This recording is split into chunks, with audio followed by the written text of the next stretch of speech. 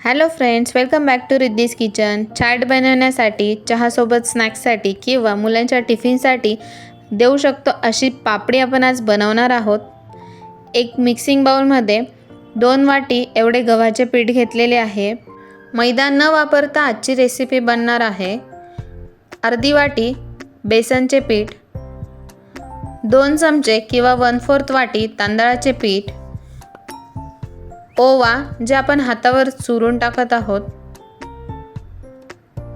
अगदी इझी अशी रेसिपी आहे आणि खूप टेस्टी अशा पापडी बनवून रेडी होतात. चवीनुसार मीठ. हे सर्व मिक्स करून घेऊन त्यात नॉर्मल टेम्परेचरचे तूप ॲड करणार आहोत. 2 चमचे तूप ॲड करून हे मिश्रण नीट मिक्स करून घेतलेले आहे आणि यात आता पाणी ॲड करून एक गोळा बनवून घेऊया. खूपदा चहासोबत स्नॅक्ससाठी काय बनवायचे किंवा मुलांच्या टिफिनला अगदी घाईत काय देता येईल, अशावेळी खाऊच्या डब्यातली ही पापडी आपण लगेच देऊ शकतो आणि 7 ते 8 दिवस हवाबंद डब्यामध्ये ही पापडी टिकून राहू शकते. त्यामुळे हिला तुम्ही बनवून पण ठेवू शकतात. चॅट ही सर्वांचीच आवडती असते. पापडी चॅट बनवण्यासाठी या पापडीचा आपण उपयोग करू शकतो. असा गोळा बनवून झाल्यानंतर त्याला एक 10 मिनिटं कव्हर करून ठेवूया. 10 मिनिट झालेले आहेत. आता एका रोलिंग प्लॅटफॉर्मवर थोडं ऑइल टाकून घेऊन तो गोळा आपण मळून घेऊया. व्यवस्थित सॉफ्ट डो होईल असा मळून घ्यायचा आहे. चहासोबत पण स्नॅक्ससाठी काय बनवावे हे कळत नाही, अशावेळी ही पापडी आपण बनवून ठेवलेली असल्यामुळे लगेच घेता येते. अगदी इझी अशी पापडीची रेसिपी या ठिकाणी बनवलेली आहे. एकदा नक्की ट्राय करा आणि कशी वाटली मला कमेंट्स बॉक्समध्ये नक्की सांगा.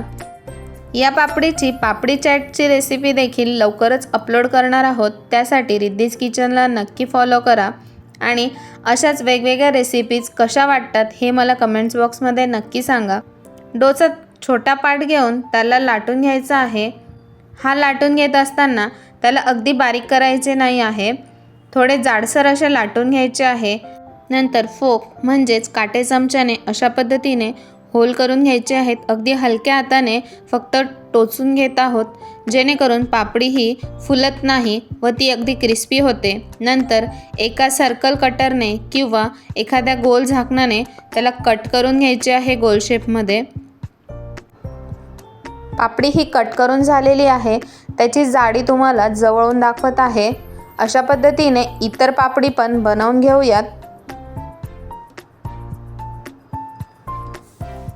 व या सर्व बनवलेल्या पापड्या एका प्लेटमध्ये काढून घ्यायच्या आहेत.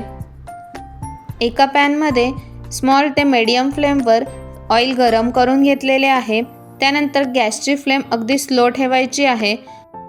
स्लो फ्लेमवर पापडी या डीप फ्राय करून घ्यायच्या आहेत. लाईट ब्राऊन कलर येईपर्यंत पापडी फ्राय करून घ्यायच्या आहेत.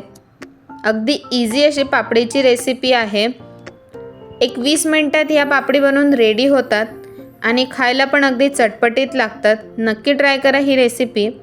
पापडी लाईट ब्राऊन कलरची झालेली आहे. अशाच इतरही पापडी आपण फ्राय करून घेणार आहोत.